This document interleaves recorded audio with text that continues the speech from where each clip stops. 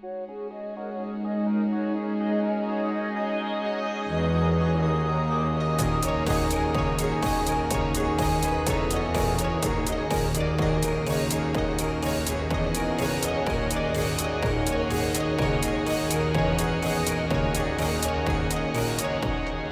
and welcome. You're listening to Esoteric Drive Time Radio. Now we are back on the air with our famed and lauded guest, Alistair.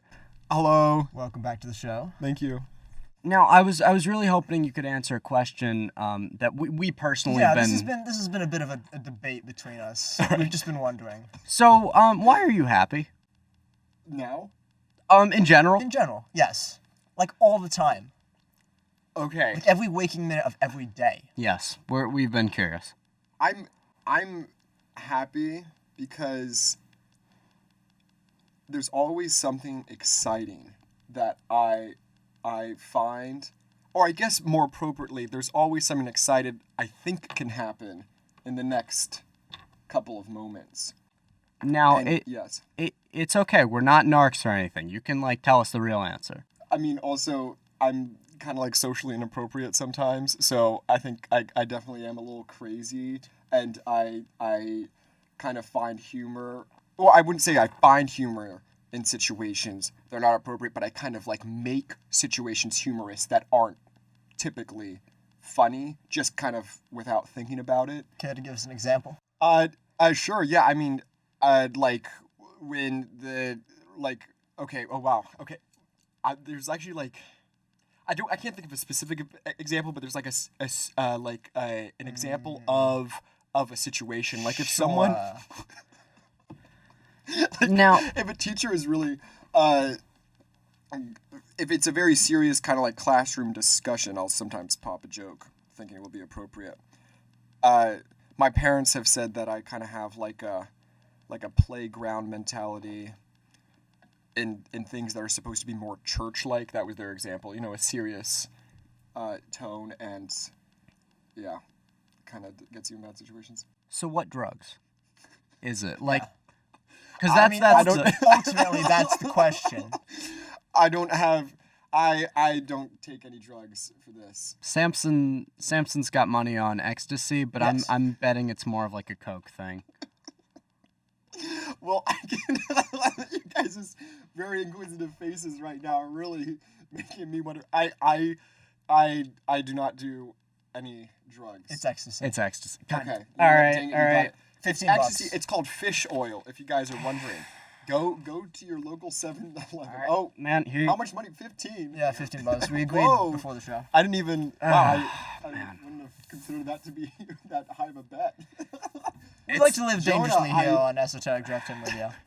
Jonah, if you need me to do cocaine for you just so you can win a bet, I will definitely do that.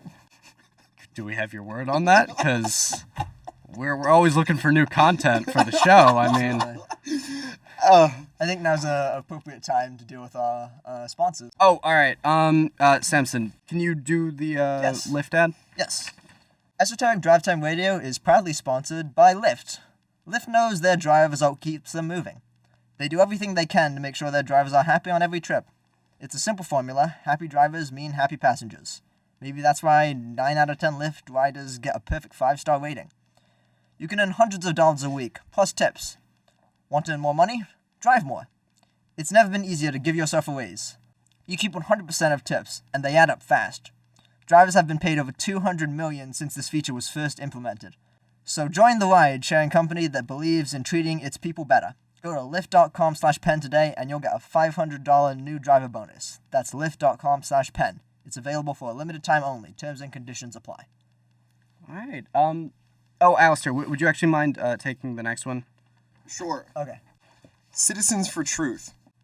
We at Citizens for Truth believe that government accountability and transparency are essential to a functional democracy. All too often, the public is left in the dark while the politicians put their own selfish needs ahead of the greater good. Our organization is working tirelessly to uncover the crimes and injustices perpetrated during the Bush administration, beginning firstly with the so-called terrorist attack on the World Trade Center. As all of our donors are already aware, jet fuel can't... Alistair, this is a sponsor. We have to be professional about it. Jet fuel can't melt. Okay. Jet fuel. I really hope your sponsor's okay with this. Jet fuel can't melt steel beams. Told us to say it. I mean, no, but with my my telling of this. To all of those who haven't yet donated to our organization, wake up, sheeple. Those planes were empty. There's absolutely no way a couple of people could have hijacked a plane just using box cutters. The Trilateral Commission is a joke. Donate to Citizens for Truth if you're tired of suckling at the teeth of your fascist overlords. Fascist overlords. Thank you. Thank you. Can I ask a question? Yes. No. Where Citizens for Truth, how did you guys get sponsored by Citizens of Truth? We attract some interesting people. Yeah, it's Just based on our content. I think that's a fair our explanation. viewership are a very specific bunch. Yes. Uh-huh. And Lyft just sort of sponsors anyone. Like, we just asked. And they're like, sure. Wow. Just professionalism. That's congratulations for Yeah. that. Oh, thank you. Thank you. All right. So we had a conversation a couple days ago that I thought would be interesting to have more in depth on air. Okay. You expressed your disdain for the Pixar movie The Incredibles 2. Oh, yes. Yes. Could you just sort of summarize and voice your opinions about this movie that was critically acclaimed by nearly everyone? And I believe has something like a 92% on Rotten Tomatoes. Yeah, it's definitely high. Last time I checked. Deservedly Certified so. fresh, specifically. Okay, so Incredibles 2. Why do you disagree with everyone else? All right, so let me just say that Incredibles 2 was the type of movie that was so underwhelming and disappointing that it makes you kind of roll around in your chair at the movie theater just to get some sense of just movement in the plot and just to kind of ease the mind. It was the same feeling. It was the same feeling I had when I watched Star Wars 8 as well, which I thought was another just really underwhelming movie. But back to about Another Incredibles box 2. office success. Yes. Exactly. I don't know. You're openly hating on two of the most financially profitable films in history. You are aware that Incredibles 2 is the highest grossing animated movie of all time. Really? Yes. What? Oh wow. Yeah, not just sequel. 633 million in the U.S. Wow. Okay, well, besides the fact that it got so much money and a lot of people critically acclaim it, that will not take away the fact that I think it's a bad movie. I think that The Incredibles 2... 1.243 billion USD. Worldwide? Yeah. That's a lot of cash. Yes, it is. I'm sure Citizens for Truth could really use a donation of that.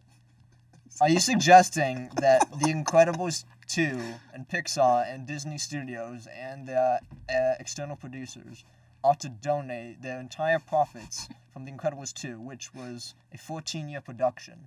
14? Yes. Oh, that is right. Yes. To Citizens for Truth? Are you suggesting that? No, not at all. Okay. No. I would advocate for that. Yes, personally. our sponsors would be very happy with that. Okay, this is the reason why I don't like Incredibles 2, Okay. if I may indulge myself. Yes. It was a 2.5-hour movie, at least. It was a long movie that had the plot that could be summarized in 2 sentences. It was, and this is the summary. The Incredibles family, the wife gets a new job, then the wife finds that the job is bad, then the whole family fights. That was a bad 2 sentences. That was probably more 3 short ones. But you know what I'm saying? It is Yes. not a very Now, developmental movie. Wait, I have a question then. Did you like the first Incredibles? Oh, the first Incredibles was so much fun. Okay, so the Is that plot of the because- first Incredibles is Dad gets a new job, finds out job is bad, and then the family fights it at the end. So, you're telling me that the movies that have the exact same plots... Well, Yeah, no, but, no, I mean, no. The I'm Incredibles noticing. 2 was also, Incredibles... Okay, yeah, Jonah. I'm noticing one big difference between The Incredibles 1 and The Incredibles 2 that might be factoring into why you didn't like the sequel as much. It's the woman gets a new job. Oh the my- woman saves the family. He does have and a point. It is essentially the exact same plot, and the exact same except character development. female-driven So I don't understand movie. why... Yeah. Yeah. Oh, Female you- bad so you guy. think I'm Do you have a problem with Elastigirl being the protagonist? Because that's the only thing that's really adding up here, if I'm being completely honest. Oh, okay. Oh, you know what? I mean, we live in a patriarchal society. Ladies and gentlemen, it is time for the game show you've been waiting for. Do you know your presidents? Now, Samson, would you mind pulling up the timer for us? Oh, the here we go. timer. Yes, I have the Is this timer like the Civil here. War general? The Civil No. War question? No, So, no, yeah, no. We thought about doing something like that before, but we sort of let's do something more casual. No losers here. So we've been recently trying to get just more political exposure on the show. Okay. And we figured you have a government worker of sorts, or aspiring. For perhaps. Citizens for Truth, I'm going to send my application. Wonderful. So you have some pretty relevant opinions. You was also talking earlier about the presidents. So we just wanted to go through some rapid fire questions about the presidents. Okay. We're gonna be putting you on a timer. None of these will be difficult. You won't have much time, so just quick, fast, honest, whatever pops into your head. Remember, for every question you fail to answer, we will clap in the microphones very loudly, distressing our listeners at home. Yes. All right.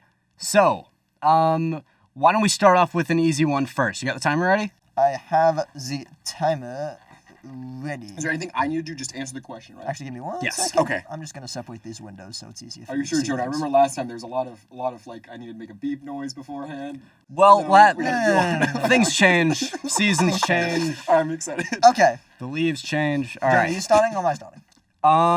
I'll start us out. Okay. All right, Alistair, Yes. favorite president. Abraham Lincoln. All right, great. President who'd be the most fun to hang out with. Oh, Richard Nixon. Wrong, Bill Clinton. Next. Sexiest president. Oh my gosh. Obama. No. Now. Oh, that's a good one. That's a good one. That's a good one. All right. Drunkest president. Drunkest. Woodrow Wilson. Nixon. All right. All right. Most fashionable president. Who was the person before Nixon that got assassinated? JFK. Yes. Oh. All right. Next. Which president would you trust to avenge your mother? Avenge my mother. Oh, definitely I was about to say Dick Cheney. Wait. Oh, George Bush. Andrew Jackson. Andrew Jackson. All right. Oh. Next. Which president would be best at karaoke? Who was the person who died in the bathtub? No. Who got stuck in the bathtub? Taft. William Taft. William Henry Harrison. Oh, was that William Henry Harrison? No. Oh, okay. Best presidential wingman. Dick Cheney. I'll give it to him. I think Dick Cheney is a good presidential wingman. Okay. Vice president. Which president would you like to go? Would you like to go on a long walk on the beach with? Martin Van Buren. Correct. Good. Whoa. Um, I was not expecting to get that one right. Which president would you force your wife/partner to abort had they conceived them? Gosh. Wow. Is there gonna be a timer for this one or no? I know all the We time. think this one's Oh, wow. pretty You gotta serious. think about You know this. we ought to. I just can't think of a presidential name. Okay, Zachary Taylor. Incorrect. Never force your spouse to do anything. All right. Oh, good point. Yeah, her body, her Samson. choice. We're finding a lot about your positions on feminism on this podcast.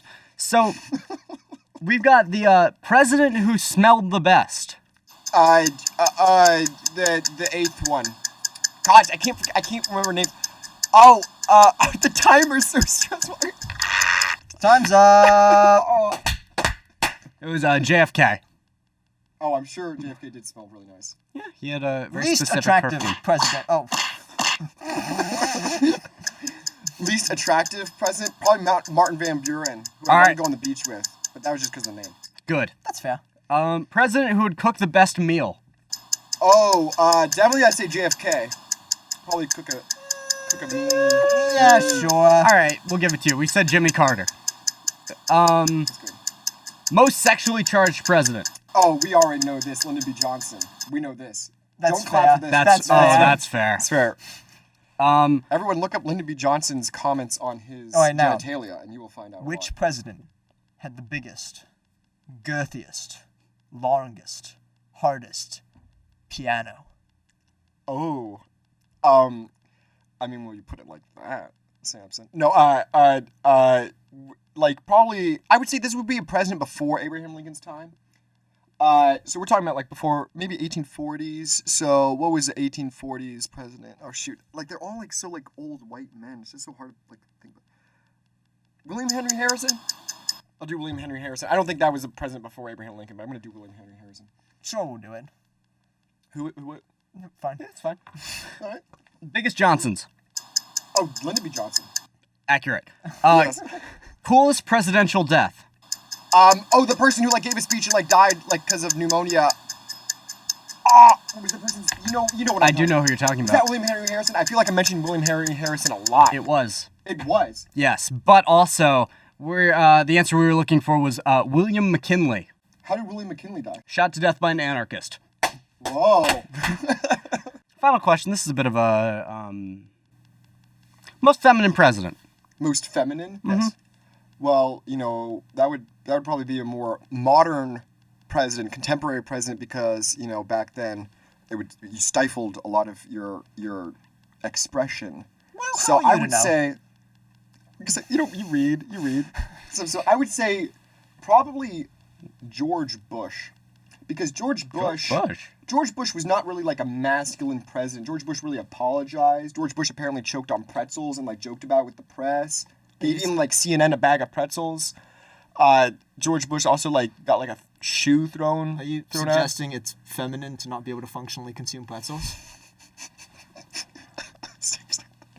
I mean, Samson, you just win like every debate, really. Like, I mean, like, I'm not saying like that, but Hey, the fact that your words, not mine. like a typical like the macho man stereotype would be can like, consume pretzels. No, I mean, would choke on pretzels and then blame it on something else, like, oh, it was the pretzels were too big or something. So, George Bush was the most feminine president because he owned up to choking on pretzels. Like Among a other woman, things, yeah. Among I've never seen a woman not take credit for choking on pretzels, man. This has been Esoteric Drive Time Radio. Thank you for tuning in. Well, that's the episode. We made it through another one. A very special thank you to our guest, Alistair Watson. It is always a pleasure to have you on the show. I didn't really prepare anything witty for the end of this episode, so here's a quote from my neighbor, Benjamin the Enforcer. You ever just think about, like, scorpions, dude? Like, apex predators, bro. Everything should be scorpions.